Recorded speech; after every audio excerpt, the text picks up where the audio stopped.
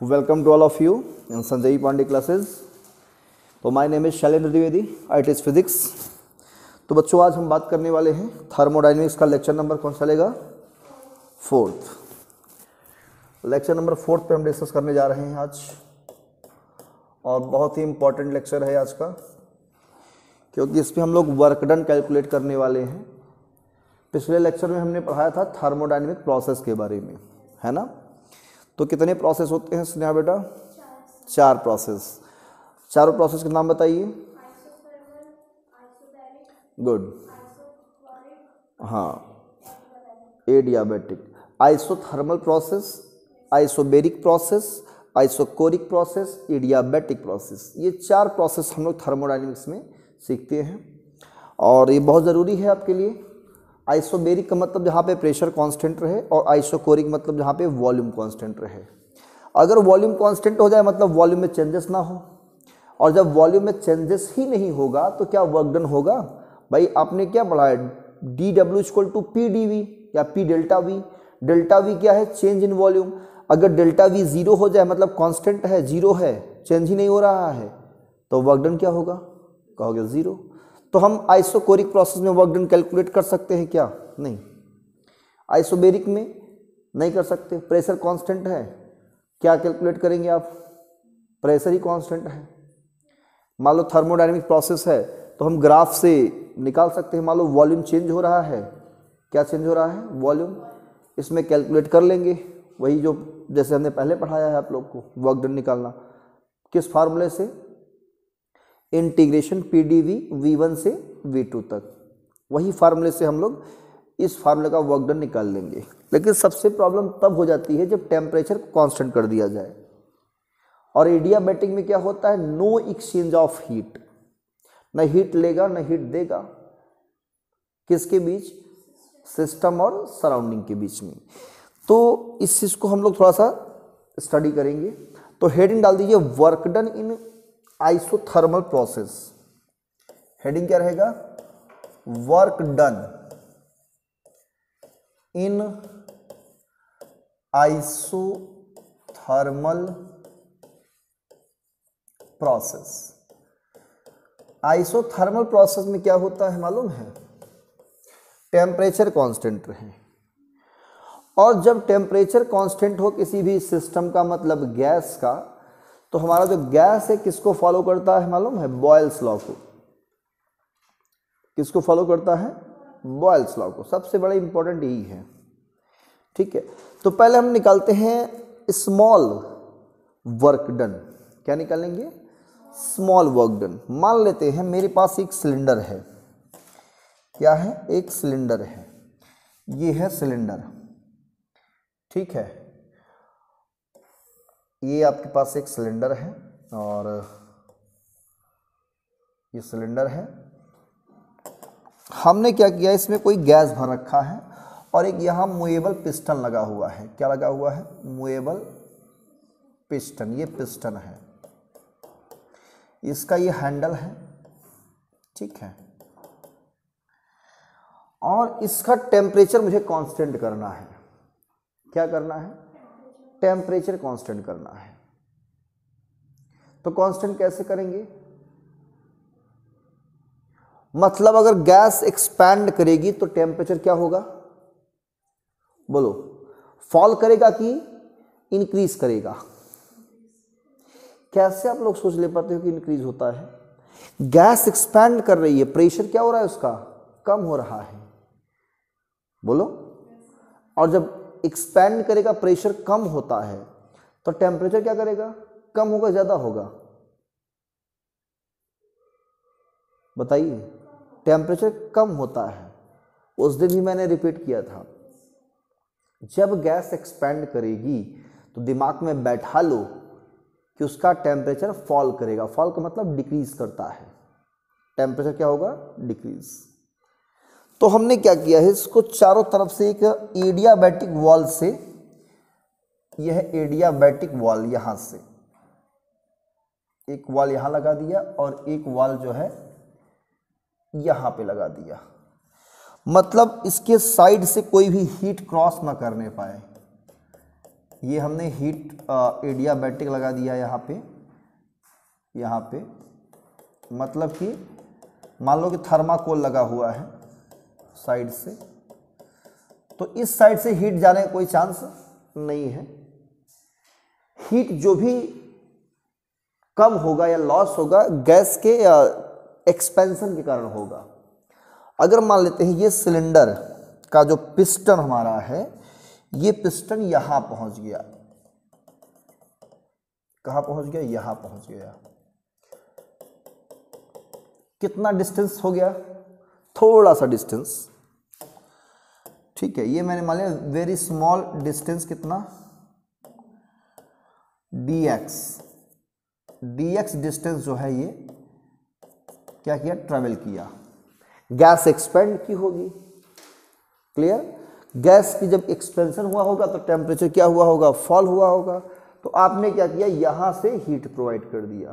क्या प्रोवाइड कर दिया, हीट। जितना हीट लॉस किया वो बाहर से हमने हीट देकर उसका टेम्परेचर क्या किया, बराबर कर दिया, क्लियर। तो टेम्परेचर कांस्टेंट हुआ कि नहीं हुआ, बताइए। अगर आपने गैस को एक्सपेंड कराया, अलाउ कर दिया एक्सपेंड होने के लिए, तो गैस का प्रेशर तो क्या होगा, कम होगा, टेम्परेचर कम होगा। तो आपने क्या किया, इसको टेम्परेचर दे करके, वो जितना टेम्परेचर कम हुआ यहां से यहां तक में, उस हीट देकर अपने उसको बराबर कर दिया, ठीक है ना। तो वेरी स्मॉल अमाउंट में हमने DQ हीट दे दिया, ठीक है, DQ हीट प्रोवाइड कर दिया। अब प्रेशर भले चेंज हुआ हो, नहीं फर्क पड़ता अपन को। टेम्परेचर हमने क्या किया, किस तरह से भी कांस्टेंट कर डाला। तो इसमें वर्क डन कैसे निकालेंगे, वर्क डन बताइए जरा सा। मान लो यहां से यहां तक इनिशियल वॉल्यूम कितना था, V1 वॉल्यूम, कितना वॉल्यूम। अब वॉल्यूम कितना हो जाता है, यहां से यहां तक वॉल्यूम होता है V2। तो वॉल्यूम मान लेते हैं V1 से कहां तक एक्सपेंड किया, V2 तक।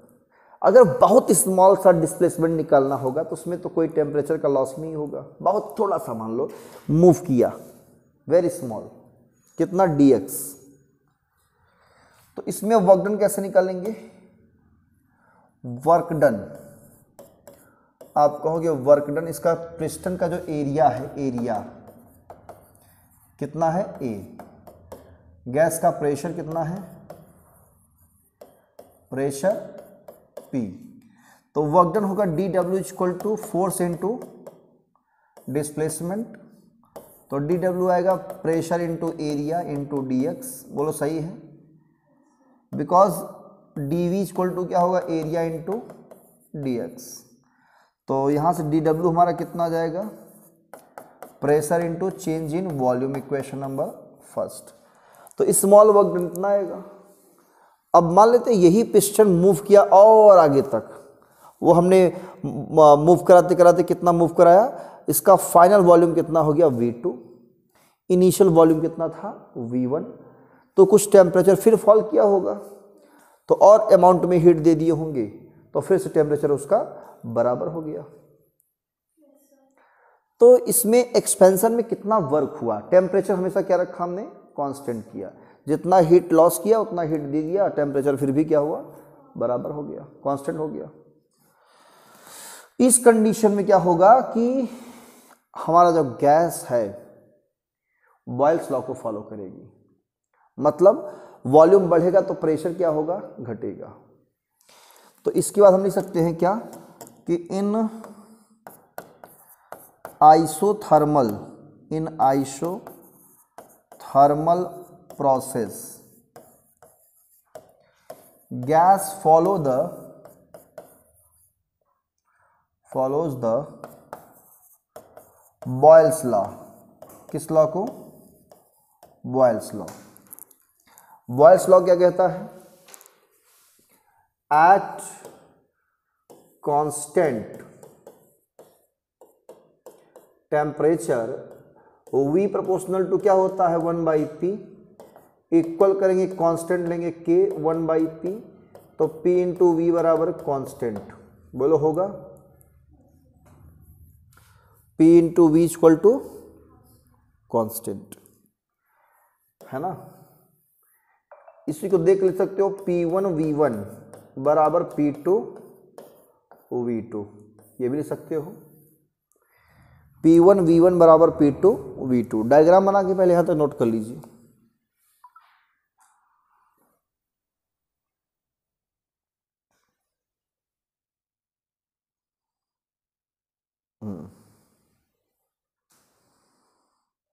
नोट कर लिया।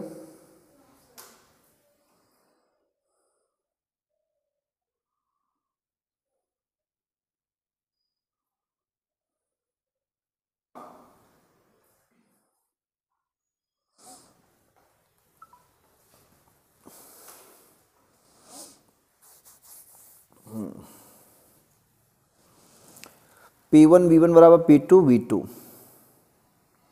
तो स्मॉल वर्क डन कितना आएगा, है ना, कितना आएगा, PdV, है ना। इसको मैं बनाऊंगा इक्वेशन नंबर सेकंड, इस वाले को। यहां से हम क्या निकालेंगे, वॉल्यूम निकालेंगे। क्या निकालेंगे, तो वॉल्यूम इक्वल टू क्या होगा, K/P हो जाएगा, नहीं हो जाएगा, या P इक्वल टू क्या हो जाएगा, K/V हो जाएगा, बोलो। तो यहां पे हमारा जो होगा by equation second, pressure equal to आएगा K/V। इक्वेशन नंबर थर्ड, तो यहां P के प्लेस पे क्या रखेंगे, K/V। बोलो ये इरेज कर दें ऊपर से,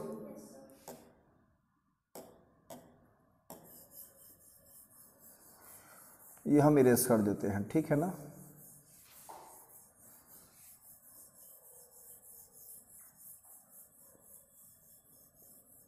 तो इस फर्स्ट में क्या करेंगे हम, by equation first and third, ये थर्ड इधर है, तो dW कितना हो जाएगा हमारा, K/V dV, ठीक है, ये हो जाएगा।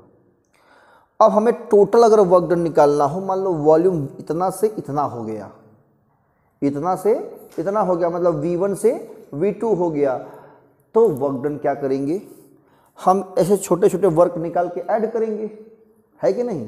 जैसे dW निकाला, फिर एक और dW निकालेंगे, और dW निकालेंगे, कितना dW निकालेंगे, सबको ऐड करना पड़ेगा, लंबा प्रोसेस होगा, है ना। तो क्या करना चाहिए हमें, इसका इंटीग्रेशन करना चाहिए। क्या करना चाहिए, इंटीग्रेशन। इंटीग्रेशन तो पढ़ा है ना आप लोग को, बताया है ना। तो लिमिट कहाँ से लेंगे, V1 से V2, जिसके साथ D लगा है। तो यहाँ तक नोट कर लिया। इसके बाद आप लोग नोट कर क्या करेंगे, for total work done using integrating under limit, तो W is equal to integration dW K/V dV, V1 से V2, V1 से V2, बोलो क्लियर है। अब इस साइड हम इरेज कर रहे हैं, अब इसका कोई काम नहीं है, इसको हम करेंगे इरेज।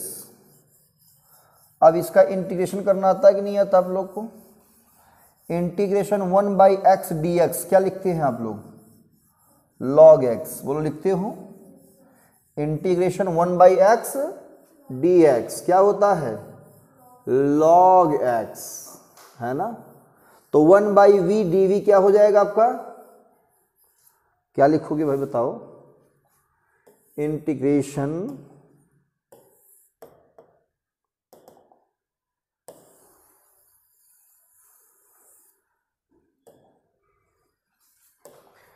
यहां कांस्टेंट है k, क्या कर लेंगे इसको, k क्या होगा बाहर, integration 1/v dv limit V1 से V2, 1/v dv क्या होगा, log v हो जाएगा। तो W कितना आएगा, k इंटू log v, ये नॉर्मल लॉग होता है, इसको आप ln भी लिख सकते हो, क्या लिख सकते हो, ln, सिर्फ ln, ठीक है ना। यहाँ बेस कुछ नहीं होता, ई मानते हैं, क्या मानते हैं, बेस ई। लिमिट लगा देंगे इसका क्या, upper limit minus lower limit v1 और यहाँ पे v2, क्लियर। हाँ, तो वर्क डन क्या मिलेगा, k log v2 minus log v1, बोलो लिख सकते हो, ठीक है, v2 माइनस v1, ओके, ठीक है। अब आप लोग लॉग वाला फार्मूला पढ़े होंगे, क्या पढ़े हैं लॉग वाला formula,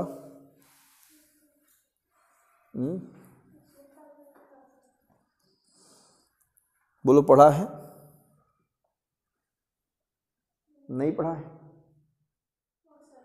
log m minus log n होता है log m बाई n, ये फार्मूला होता है log m minus log n, ये होता है log m बाई n, ठीक है।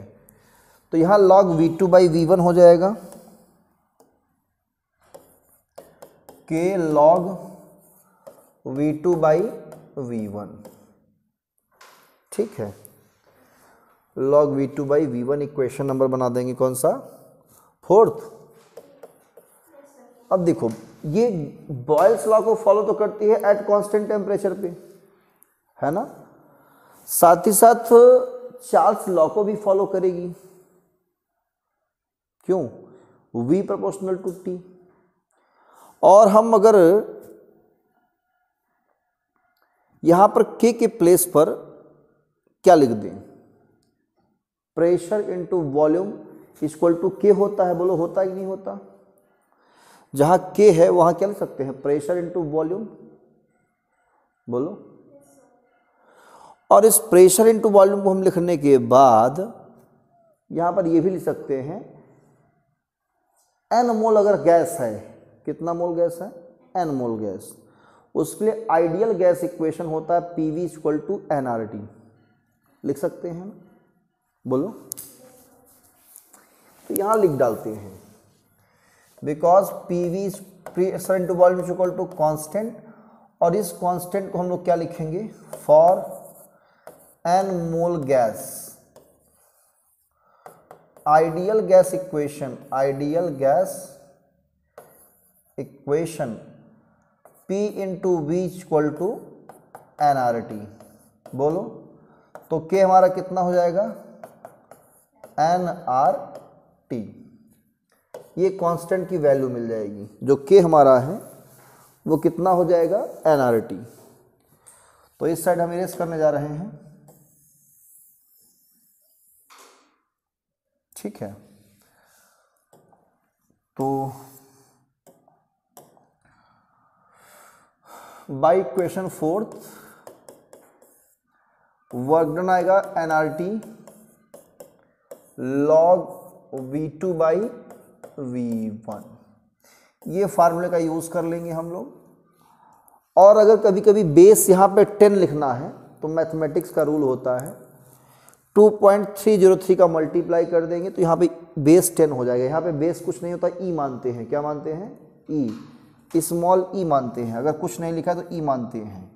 ई को हटाओगे 10 के बेस में लोगे तो और वर्क डन हो जाएगा 2.303 nRT log v2 by v1, ठीक है ना। क्या हो जाएगा, log v2 बाई v1, यही है work done in isothermal process. Temperature यहाँ पे कांस्टेंट है, ठीक है ना, केवल वॉल्यूम वेरी कर रहा है, इसलिए न्यूमेरिकल ये सॉल्व करेंगे। गैस कांस्टेंट आर का वैल्यू तो पता ही रहेगा, नंबर ऑफ मोल्स आपको दिया रहेगा, कितना मोल गैस है कि नहीं। गैस का टेम्परेचर दिया रहेगा, वॉल्यूम कहाँ से कहाँ तक इंक्रीज कर रहा वो दिया रहेगा, ठीक। न्यूमेरिकल सॉल्व कर लेंगे आप लोग। ये था work done in isothermal process. ठीक है। अब हेडिंग रहेगा work done in adiabatic process, work done in adiabatic process. Heading work done in adiabatic process, adiabatic process, ठीक है। Work done in adiabatic process कैसे निकालेंगे? एडियाबैटिक प्रोसेस, वही cylinder मान लीजिए, हम उसको क्या कर रहे हैं, चारों तरफ से इंसुलेट कर दे रहे हैं। अब हीट नहीं देंगे हम, ना हीट लेंगे ना हीट देंगे, सिर्फ उसको हम क्या करेंगे, अलाउ करेंगे एक्सपेंड करने के लिए, सिर्फ एक्सपेंड करेगा। तो टेम्परेचर क्या होगा, इसमें फॉल करेगा। भाई टेम्परेचर कहाँ जाएगा, T1 है भी, बाद में घट के T2 हो जाएगा, घट जाएगा, है कि नहीं। वॉल्यूम भी क्या होगा, वॉल्यूम बढ़ेगा, वॉल्यूम क्या होगा, बढ़ेगा, प्रेशर कम होगा। इस कंडीशन में अगर हीट अगर ना मिले, ना हीट दे, तो वर्क डन कैसे कैलकुलेट करें? तो एडियाबैटिक प्रोसेस में हम लोग पॉइसन्स लॉ को फॉलो करते हैं। किसको? पॉइसन्स लॉ को। तो इसमें लिखना इन एडियाबैटिक प्रोसेस,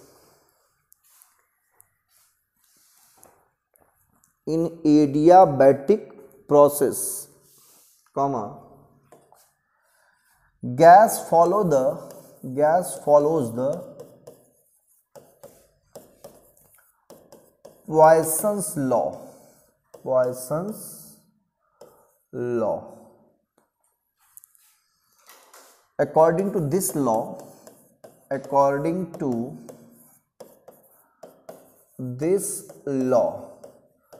इस लॉ के according pressure into volume power gamma is equal to होता है कांस्टेंट। इसको मानते हैं K, that is P into V की power gamma is equal to K। Equation number बना लेंगे फर्स्ट। ये अपने आप में क्या है, एक फार्मूला है।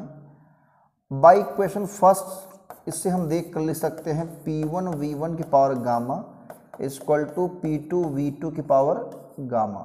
ये फार्मूला बन जाएगा और ये बराबर क्या हो जाएगा, कांस्टेंट K। ये हमेशा क्या रहेगा, कांस्टेंट। इसमें गामा आप लोग को पढ़ाए हैं ना, गामा क्या है, पॉइसन्स रेशियो CP/CV, पढ़ाए हैं ना इस चीज़ को, ध्यान रखना इसको।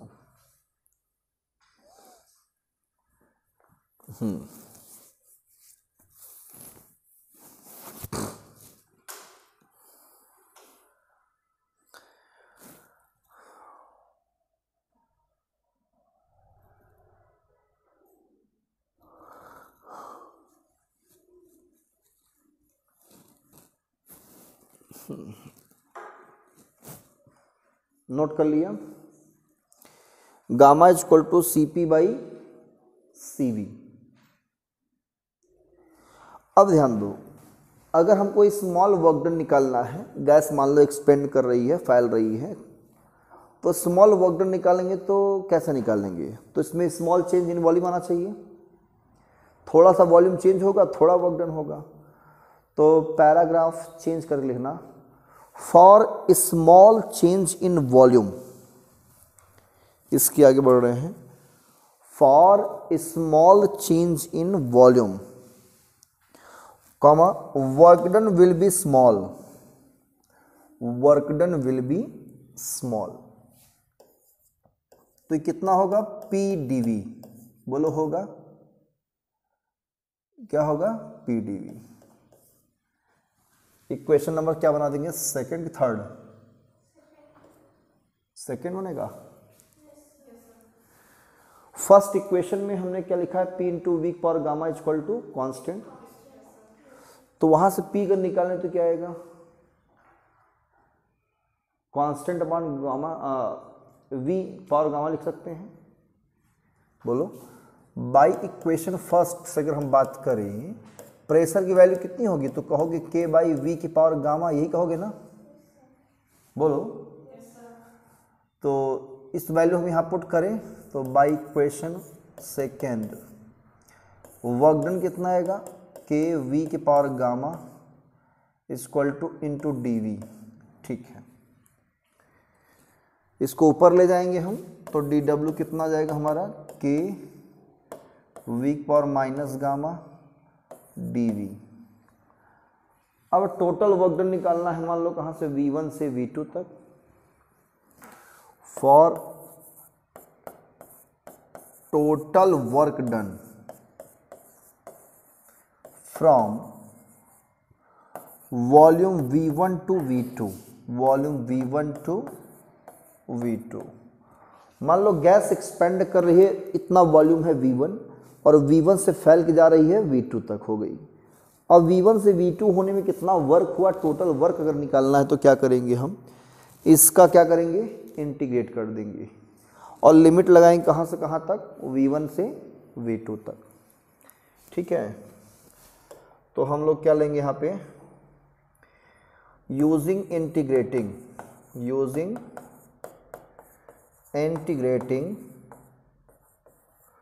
अंडर लिमिट, लिमिट में हम रह करके क्या करेंगे, इसको इंटीग्रेट करेंगे तो क्या मिलेगा हमें, W equal to D W और यहाँ पे के वी की power minus gamma into D V, V1 से V2। बोलो सही है।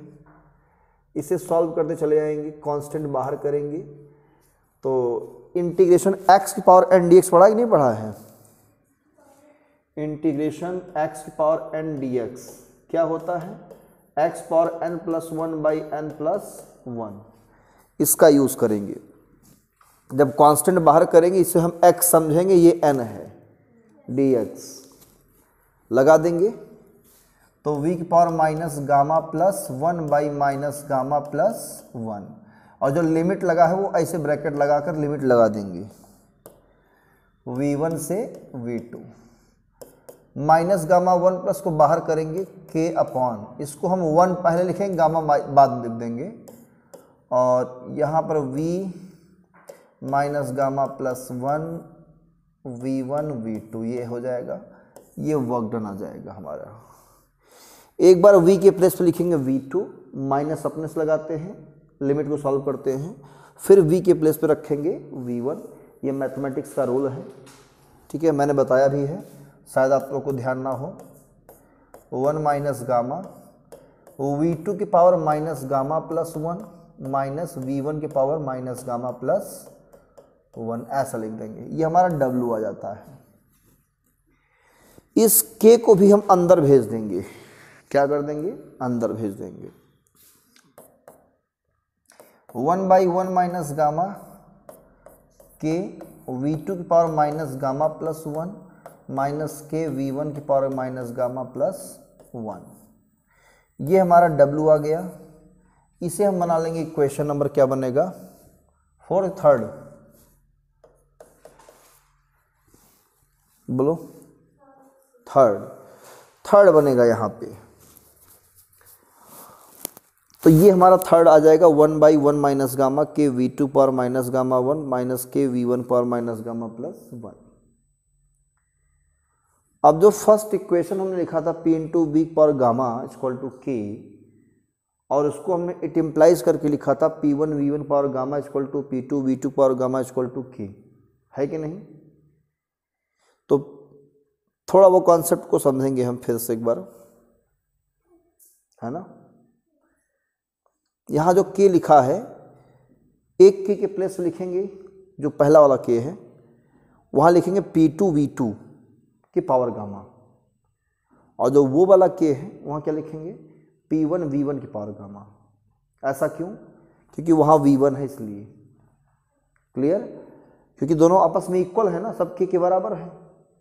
फर्स्ट इक्वेशन को देखो, P into V power gamma equal to K, है कि नहीं है, बराबर क्या है फिर P1 V1 पावर गामा बराबर P2 V2 पावर गामा बराबर के, है कि नहीं है।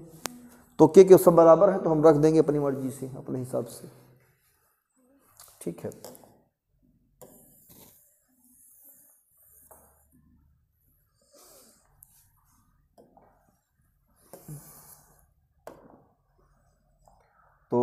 By equation first P1 V1 की power gamma is equal to P2 V2 की power gamma is equal to K। बोलो पढ़ा है भी? पढ़ा है, यस सर। तो by equation third W is equal to 1/1 minus gamma bracket में इस K के प्लेस पे हम क्या लिखेंगे? P1 V2 की पावर गामा, V1 नहीं लिखे, ये वाला लिखे हैं क्योंकि V2 यहाँ पे है ना, माइनस गामा प्लस 1, फिर नेगेटिव है, यहाँ लिखेंगे P1 V1 की पावर गामा इंटू V1 की पावर माइनस गामा प्लस 1। बोलो सही है? क्लियर है? चलो क्लियर तो है कम से कम। अब यहाँ पे 1 माइनस गामा है, अब यहाँ पे बेस इक्वल तो पावर क्या होते हैं? ऐड होते हैं। V2 power gamma minus gamma plus 1 minus P1, एक मिनट यहाँ पे हमने गलती कर दिया, छोटा सा गलती है कि यहाँ पे P2 V2 होना चाहिए, है कि नहीं? तो यहाँ पे P1 V1 की पावर, यहाँ भी P2 V2 होना चाहिए, P2 V2, यहाँ गामा माइनस गामा प्लस 1, ऐसे ये प्लस माइनस कैंसिल, बोलो प्लस माइनस कैंसिल, क्या बचेगा यहाँ पे? 1/1 minus gamma P2 V2 minus P1 V1, ये बचेगा ना? बोलो। अब एक चीज़ अच्छा नहीं लग रहा है, ये 1 अगर पहले आ जाता और 2 बाद में हो जाता तो कितना अच्छा होता है कि नहीं? तो पढ़ने में आसानी होती। उल्टा पढ़ रहे हैं, P2 V2 minus P1 V1।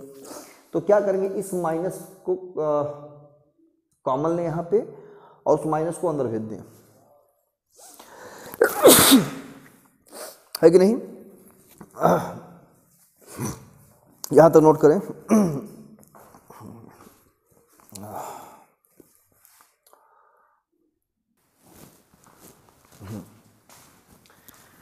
तो यहाँ पे हम इसको करते हैं इरेज।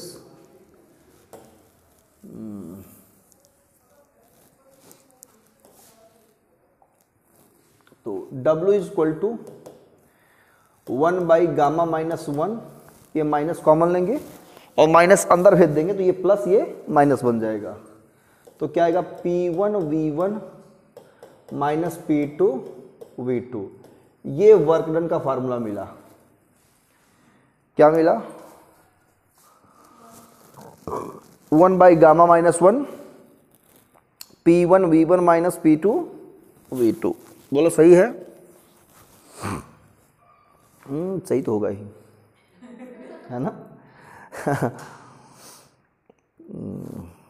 चलो ठीक है, ये तो हो गया P1 V1। अब P1 V1 की जगह कुछ लिख सकते हैं क्या? अगर हम कहें n मोल गैस है तो for n mole gas P into V equal to क्या होता है? nRT। बोलो। अगर यहां हम कहें P1 V1 तो हो जाएगा nRT1 और P2 V2 क्या हो जाएगा हमारा? nRT2। बोलो हो जाएगा, है ना? और इसमें हम रख सकते हैं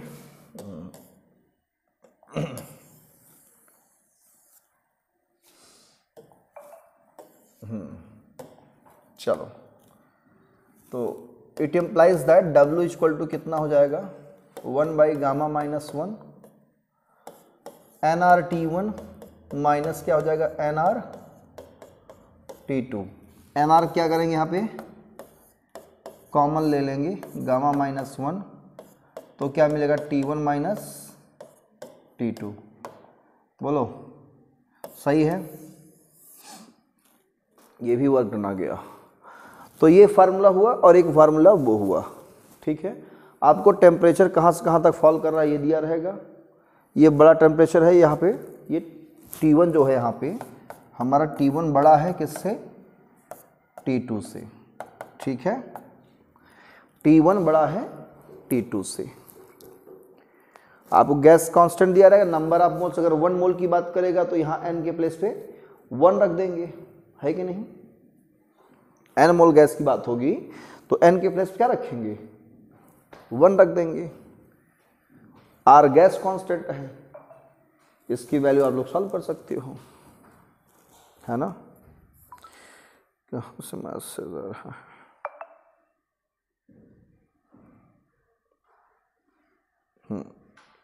ठीक है।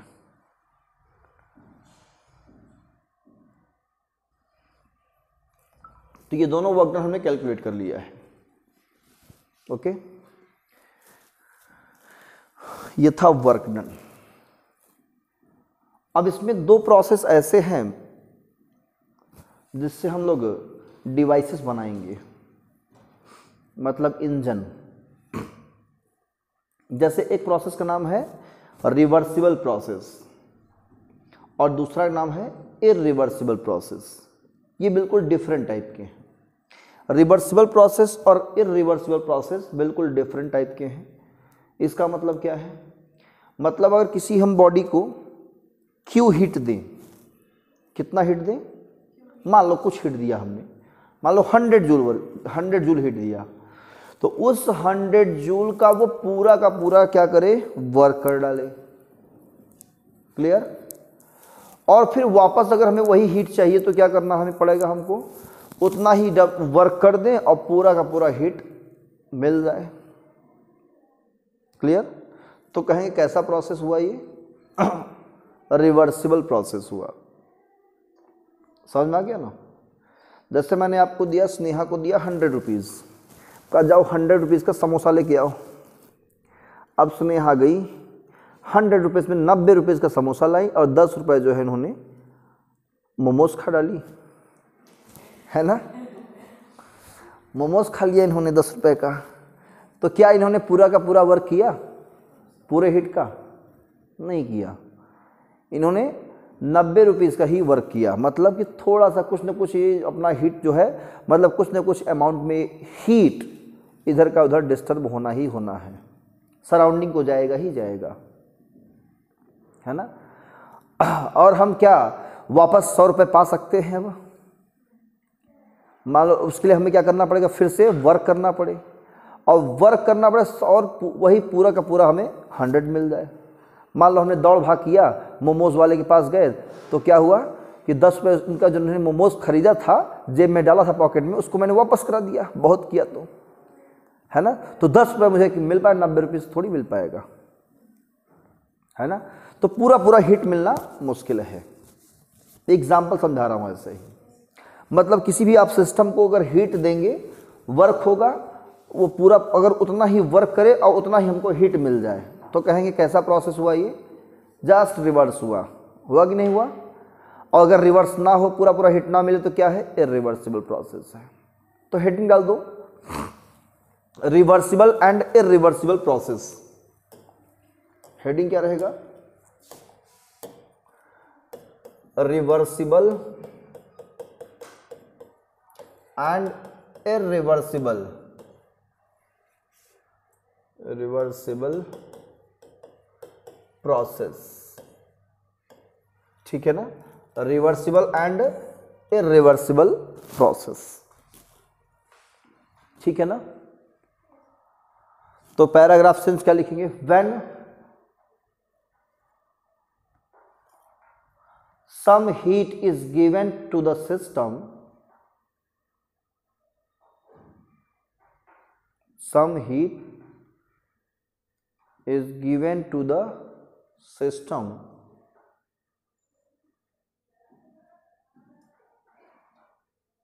लिखा, and work is done by the system, work is done by the system in equal amount,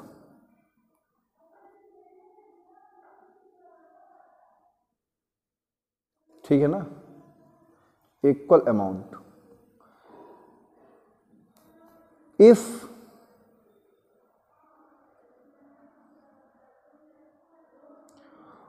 work done on the system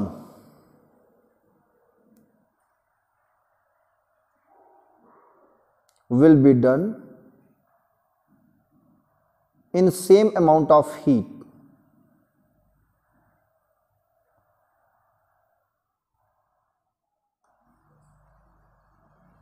क्या लिखा, in the same amount of heat obtained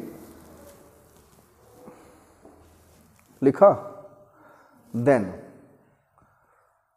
this process is called reversible process.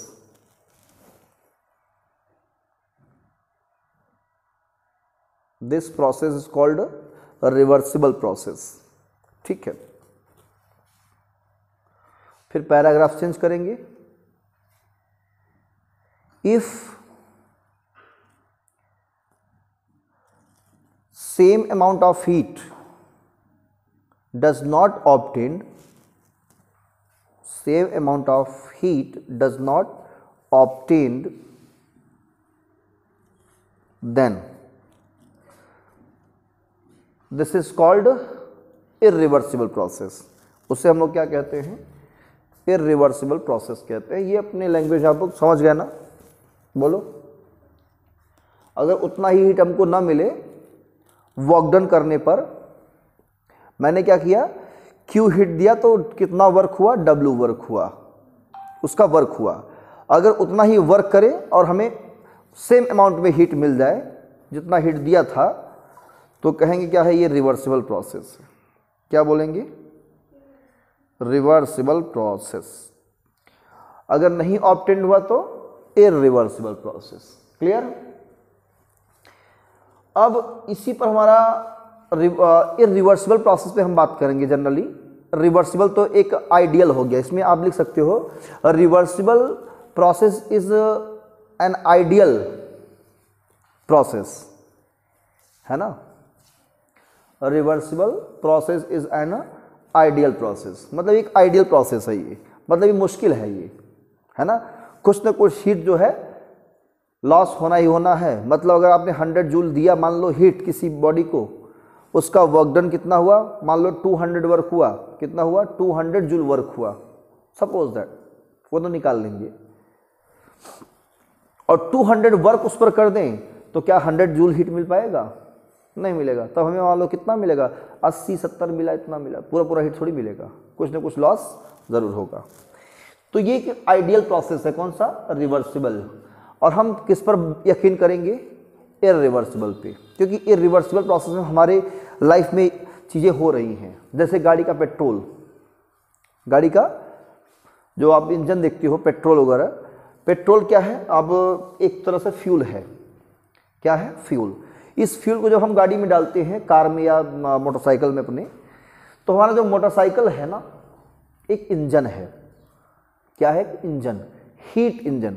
Fuel पहले जाएगा, petrol उस engine में जलता है। क्या होता है, जलेगा। तो जब जलेगा तो कुछ हीट मिलेगा, वो पूरा का पूरा हीट पर वर्क नहीं होता, उसका बहुत थोड़े से अमाउंट का क्या होता है, वर्क होता है। बाकी हीट जो जलता है ना, वो सराउंडिंग में चला जाता है, मतलब उसकी बॉडी गर्म हो जाती है, साइलेंसर से धुआं के रूप में निकल जाता है कि नहीं। थोड़े से हीट का क्या होता है, वो वर्क करता है। क्लियर।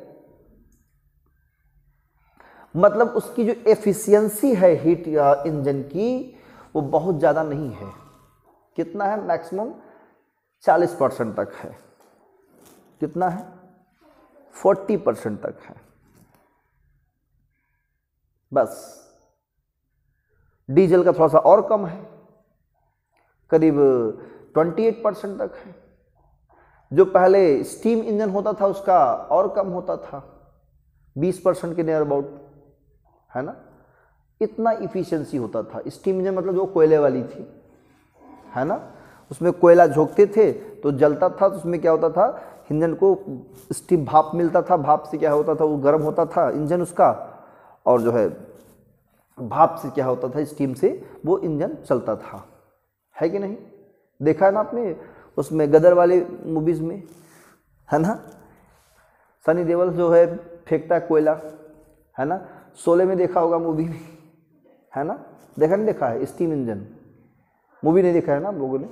देखना तो कभी आप लोग स्टीम इंजन दिखाई पड़ेगा उसमें कैसे वर्क करता है, ठीक है ना। कोयला फेंकते हैं, जलता है, और जैसे जैसे कोयला जलेगा वैसे वैसे गाड़ी की रफ्तार बढ़ती जाती है, और जहाँ कोयला जलना बंद हुआ तो धीरे धीरे स्पीड क्या होगी, स्लो होती जाएगी, है ना। तो कहने का ये वो इंजन है एक तरह से, क्या है वो, इंजन। तो हम बात करेंगे इंजन पे, इंजन कैसे वर्क करता है, इसमें क्या क्या वर्किंग मटेरियल कैसे वर्क करेगा, कितना हीट कहाँ जाएगा, तो इस पर थोड़ा चर्चा करेंगे हम लोग। तो डालिए heading heat engine,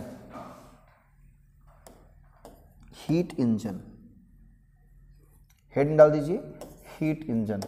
heat engine क्या है मालूम है, क्या है? एक डिवाइस है जो हीट एनर्जी को कन्वर्ट करता है, किसमें, मैकेनिकल एनर्जी में। किसमें? हाँ, मैकेनिकल एनर्जी में कन्वर्ट करता रहता है, मैकेनिकल एनर्जी में कंटिन्यूसली कन्वर्ट करता है। एक ऐसी डिवाइस होती है हीट इंजन, और इसका हम लोग कैलकुलेट करते हैं एफिशिएंसी। इस पर सवाल बनते हैं नीट के एग्ज़ाम में, ठीक है ना। नीट के एग्ज़ाम में भी आता, जेईई मेंस में ज़्यादा एग्ज़ाम देता है, पूछता है, ठीक है। तो लिखिए heat engine it's a device, it is a device which converts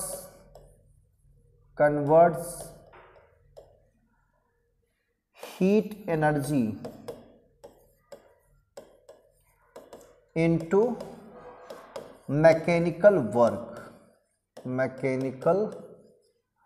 work, या इसको हम एनर्जी भी कह देते हैं, ठीक है ना। कंटिन्यूअसली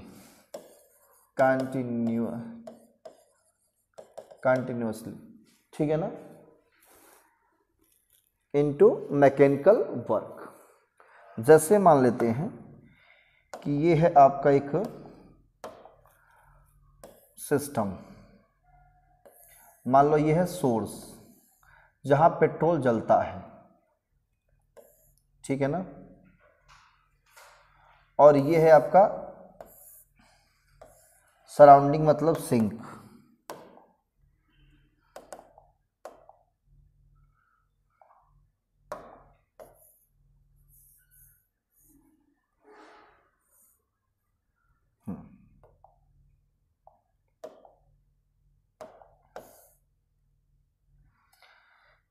देखो ये हमारा क्या है, एक हॉट बॉडी है। हॉट बॉडी मतलब सोर्स कह लीजिए, सोर्स जिसका टेम्परेचर कितना है, T1 है। यह है कोल्ड बॉडी, कोल्ड बॉडी मतलब सराउंडिंग उसका, या इसी को हम लोग कहते हैं सिंक। जो बहुत ठंडा है उसका टेम्परेचर क्या है, T2, और इसे हम लोग कहते हैं वर्किंग मटेरियल,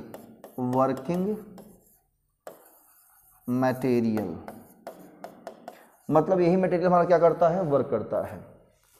ये मटेरियल क्या करता है, वर्क करता है। मतलब ये क्या करेगा, यहां से हीट लेगा, क्या लेगा, हीट लेगा, और कुछ हीट देगा इसको, ठीक है ना। अगर ये हीट लेता है Q1, कितना लेता है हीट, Q1, तो इसका वर्क कितना किया, W, और कुछ हीट किसको देता है, कोल्ड बॉडी को, मतलब Q2 हीट चला जाता है किसमें, सराउंडिंग में। Q2 हीट कहाँ जाता है हमारा, Q2 हीट हमारा सराउंडिंग में चला गया, किसमें, कोल्ड बॉडी में। यही है हमारा हीट इंजन है। ये क्या है, हीट इंजन, ठीक है। तो इसका इफिशियंसी कैसे निकालते हैं,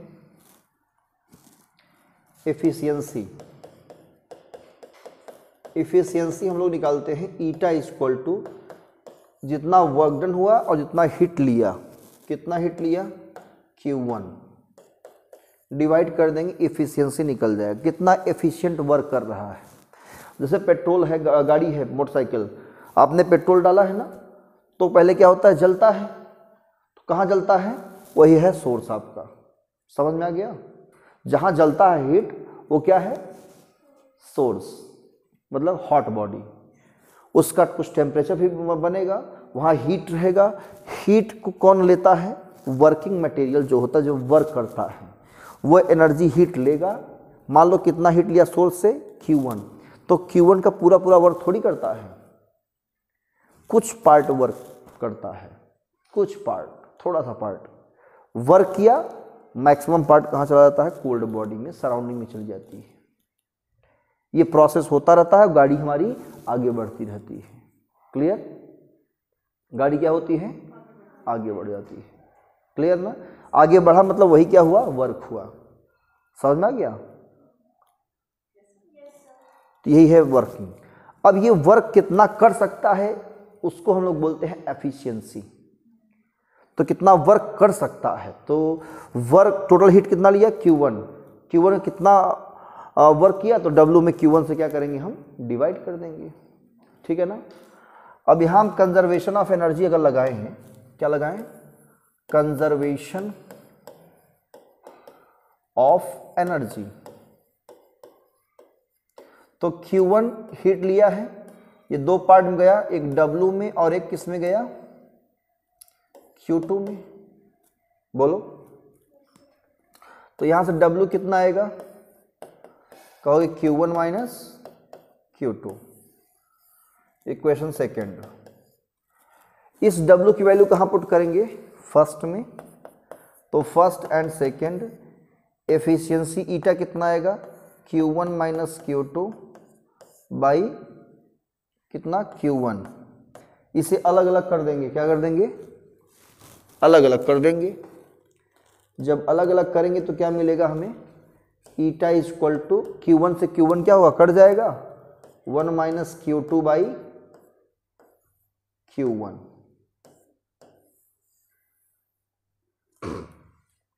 ये एफिशिएंसी देखने को मिलेगा आपको। ठीक है,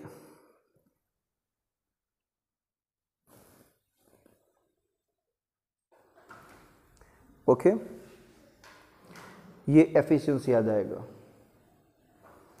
1 माइनस Q2 बाई Q1। अब इसमें एक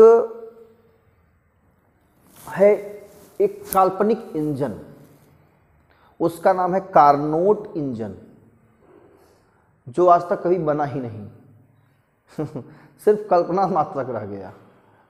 ठीक है ना?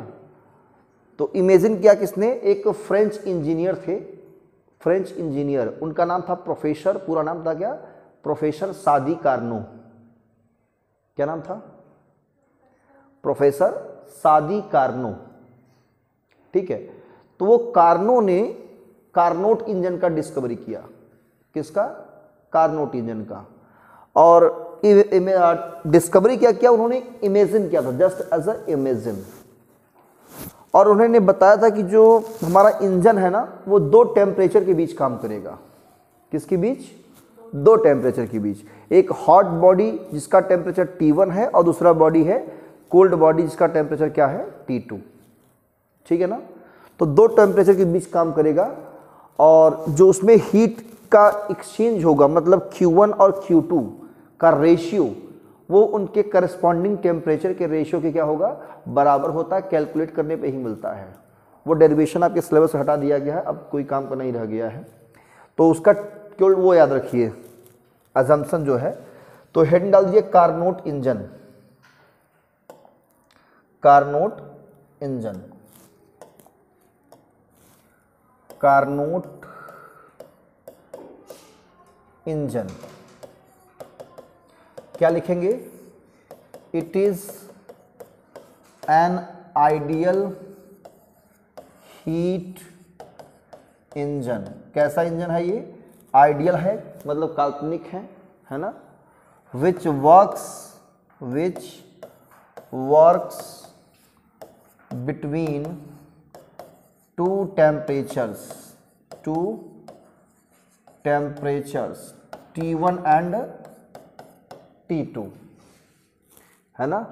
बाई एक्सपेरिमेंटली इन्होंने दिया है, by experimentally Q1 by Q2 is equal to T1 by T2, ठीक है, या Q2 by Q1 is equal to T2 by T1। और इसका इफिशियंसी जब निकालते हैं हम लोग, क्या निकालते हैं, एफिशिएंसी किसका, कार्नोट इंजन का, तो eta equal to 1 minus Q2 by Q1 का यूज़ करेंगे। तो यहाँ पे इसके प्लेस पे क्या रखेंगे, T2 बाई T1, तो eta equal to 1 minus T2 by T1, ठीक है, ये फार्मूला मिल जाएगा, नोट कर लीजिए इसको जल्दी से फटाफट। तो यही है कार्नोट इंजन, इस पर न्यूमेरिकल सॉल्व करते हैं हम लोग। तो आपको टेम्परेचर्स दिया रहेगा, इफिशियंसी हो सकता है निकालना हो जाए, इफिशियंसी दिया है, टेम्परेचर निकालना पड़ जाए, कभी इसका और इसका दोनों का यूज़ करना पड़ जाए, ठीक है, क्लियर। एक इसमें लास्ट हेडिंग रहेगा आपका रेफ्रिजरेटर, वो भी कार्नोट का ही बनाया हुआ है, मतलब जो फ्रिज आप लोग घर में यूज़ करते हैं, ये तो रियल फ्रिज है लेकिन उनका क्या था, आइडियल रेफ्रिजरेटर था, ठीक है ना। तो डाल दिए हेडिंग कार्नोट रेफ्रिजरेटर, ये उनका इंजन था, और डाल दो हेडिंग क्या, कार्नोट रेफ्रिजरेटर, ठीक है, कार्नोट रेफ्रिजरेटर।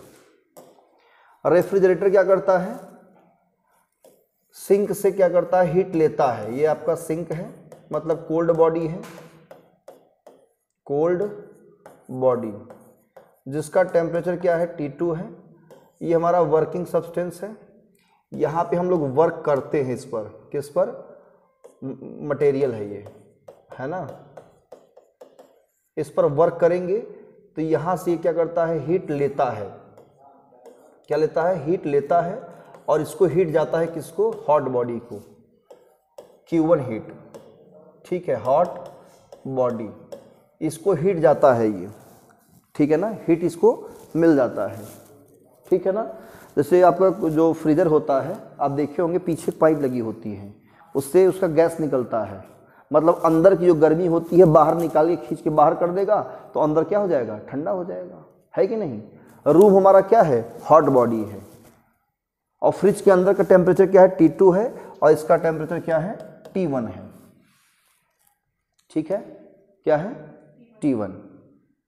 तो इसका टेम्परेचर हमें क्या करना है, ठंडा करना है। तो कितना ठंडा कर रहा है ये मटेरियल, इसको बोलते हैं वर्किंग ऑफ परफॉर्मेंस, या कोएफिशिएंट ऑफ परफॉर्मेंस निकालते हैं, क्या निकालते हैं, कोएफिशिएंट ऑफ परफॉर्मेंस, क्या निकालते हैं, coefficient of performance, beta equal to T2 by T1 minus T2। दो टेम्परेचर के बीच ये भी काम करता है, ये इसका फिगर है। मतलब आप इलेक्ट्रिक से जब अप्लाई करते हो तो उस पर क्या होता है, जो गैस होती है हमारी, गैस वही क्या है, हमारा मटेरियल है, वर्किंग मटेरियल। गैस क्या होता है हमारा, वर्किंग मटेरियल। ये हीट क्या करता है, जो Q1 हमारा होता है वो W प्लस Q2 के बराबर होता है। Q1 से क्या करते हैं, Q1 टोटल हीट जाता है, W वर्क करेंगे और प्लस तब Q2 हीट निकालेगा यहाँ से, ठीक है।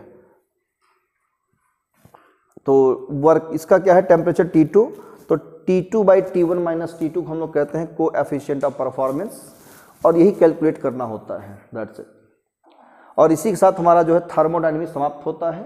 इसका जो सेकंड लॉ है बहुत छोटा सा लॉ है। सेकंड लॉ क्या कहता है इसका मालूम है, इसी पर लॉ कहता है कि कोई भी ऐसा डिवाइस नहीं है जो पूरे हीट को मैकेनिकल वर्क में कन्वर्ट कर सके।